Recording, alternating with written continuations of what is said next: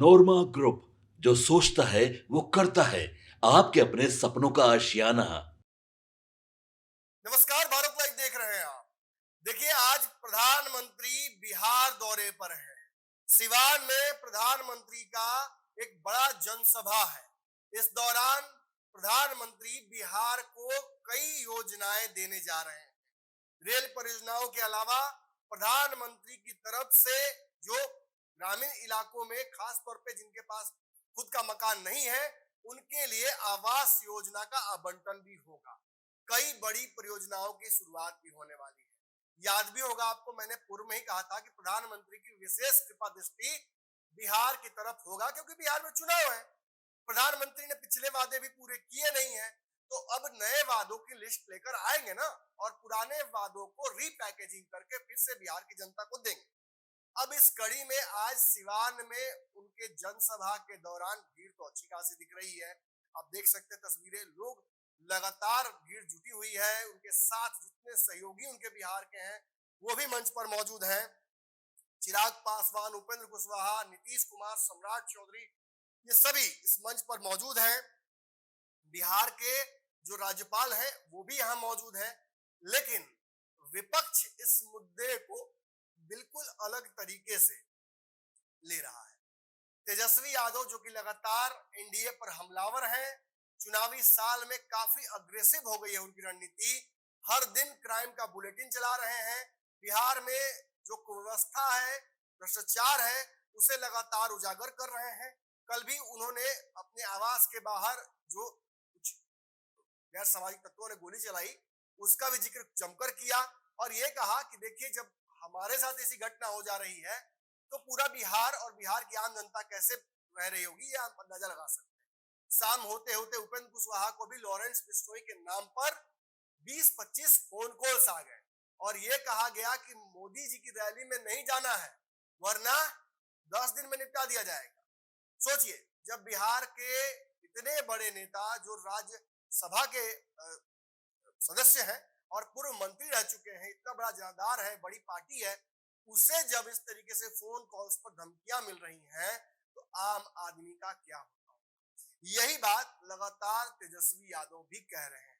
अब प्रधानमंत्री जहां एक तरफ बिहार को फिर से लोक लुभावन वादे देने जा रहे हैं, पांचों दल मिलकर बिहार की जनता को एहसास कराने में लगेंगे इस मंच से कि कैसे एनडीए की सरकार वापस बननी चाहिए। हालांकि आंकड़े जरूर कागज पर एनडीए के पक्ष में है, लेकिन सर्वे कुछ और ही कहानी बता रही है। हाल ही में पोल ट्रैकर के सर्वे में जो बताया गया है, वो एनडीए के लिए आंख खोलने वाला है। वहीं तेजस्वी यादव के लिए और राहुल गांधी के लिए ये बड़ा अच्छा है। खैर, जो भी हो, अब इस रैली के माध्यम से एनडीए जनता को अपने पक्ष में करेगी और इस रैली के एग्जैक्ट टाइमिंग को मिलाते हुए तेजस्वी यादव ने नीतीश कुमार को एक मैसेज भेज दिया है। बिहार जनता को भी भेजा है और मोदी जी को भी संबोधित किया है। जो बातें उन्होंने कही है, पहले वो सुन लेते हैं। तेजस्वी ट्विटर का रुख करते हैं और वो कहते हैं, आदरणीय प्रधानमंत्री नरेंद्र मोदी जी, सुना है झूठ और जुमलों की बारिश करने आज फिर आप बिहार आ रहे हैं। इस अवसर पर आपसे कुछ सवाल है, आशा है आप आज उनका जवाब अवश्य भाषण में देंगे। पहला सवाल, आप विगत चुनाव में झूठ की चाशनी में लिपटी 200 से अधिक रैलियों को संबोधित कर बिहारियों को भ्रमित करने के सारे पैमाने तोड़ चुके हैं। हमारा विनम्र आग्रह है कि बिहार आने से पहले आप अपने पूर्व के भाषणों और वादों का अवलोकन और विश्लेषण करें। मैं यकीन के साथ कह सकता हूं कि आप स्वयं के भाषण सुन शर्मिंदगी से भर जाएंगे।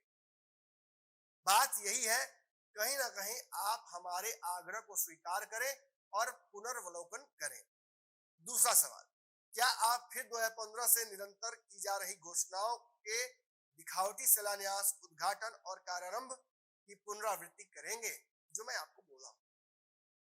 तीसरा सवाल, क्या आप बिहार वासियों को स्पष्टीकरण देंगे कि बिहार में 20 वर्षों से एवं केंद्र में 11 वर्षों से एनडीए की डबल इंजन की पावर सरकार रहने के बावजूद आपने अपने नीति आयोग एवं भारत सरकार की अनेक मानक एजेंसियों की रिपोर्ट में बिहार गरीबी, बेरोजगारी, प्रति व्यक्ति आय, निवेश, साक्षरता दर और औद्योगिकरण में देश में सबसे पिछड़ी राज्य क्यों रहा है।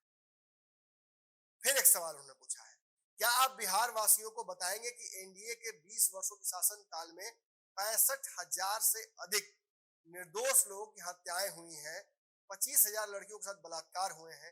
क्या आप एनडीए के राक्षस राज की यह उपलब्धि बताने में शर्माएंगे या इसे भूल जाएंगे?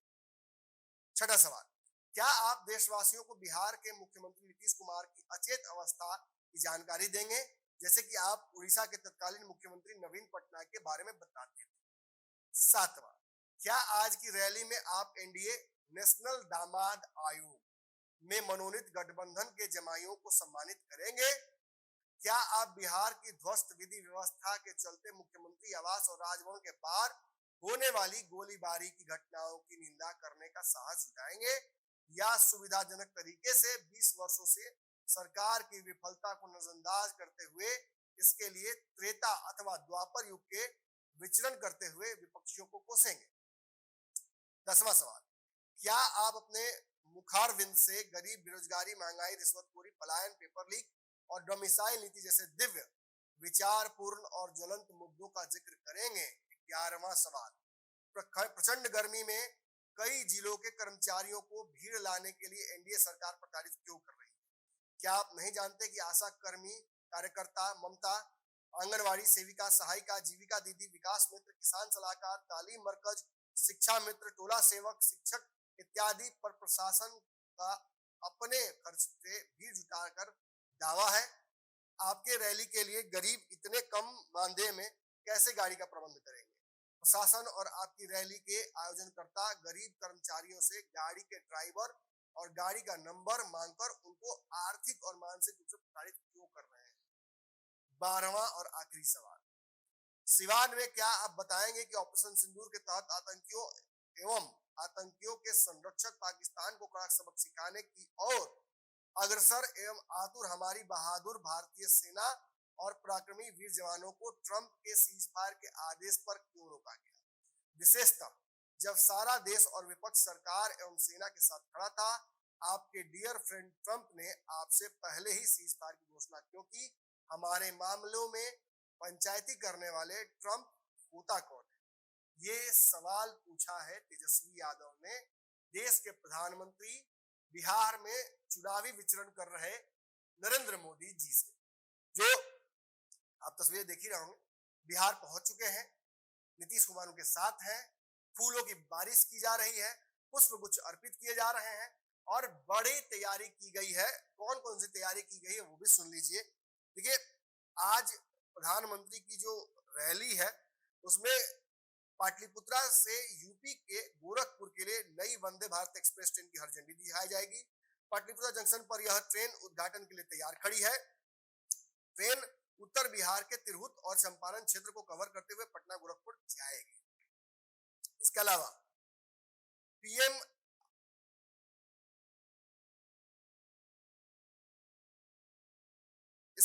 पीएम आवास योजना शहरी 2.0 के तहत 53,666 नए आवासों की मंजूरी के बाद इन लाभार्थियों के खाते में 536 करोड़ रुपए की राशि ट्रांसफर करेंगे। साथ ही इस योजना के तहत 66,084 लाभुकों को गृह प्रवेश एवं 5 लाभार्थियों को चाबी भी सौंपी जाएगी। प्रधानमंत्री इस मंच से बिहार में कई और योजनाओं को भी स्वीकृति देंगे और साथ ही साथ ये भी कोशिश की जाएगी कि जो कैबिनेट में इस बार जो मानसून सत्र होने वाला है उसमें कई योजनाओं को क्रियान्वयन किया जाए, जिसका श्रेय जो फिलहाल एनडीए के जो चेहरे हैं नीतीश कुमार, उनके चेहरे पर मढ़ा जाए ताकि चुनाव लड़ने में आसानी हो, खासतौर पर सर्वे के बाद जो रिजल्ट्स आए हैं उसके बाद। तो ये जो मैसेज है वो तेजस्वी यादव ने प्रधानमंत्री को जरूर दिया है, देश की जनता को जरूर दिया है, बिहार की जनता को जरूर दिया है, लेकिन साथ ही साथ उनकी पार्टी के जो प्रवक्ता हैं वो नीतीश कुमार को भी ये मैसेज भेज रहे हैं कि देखिए नीतीश कुमार जी, आपके साथ बड़ा खेल हो रहा है। प्रधानमंत्री बिहार आ रहे हैं, पिछली योजनाओं को पूरा कर नहीं रहे हैं और नई योजनाओं को भी आपके ही चेहरे पर मर दे रहे हैं।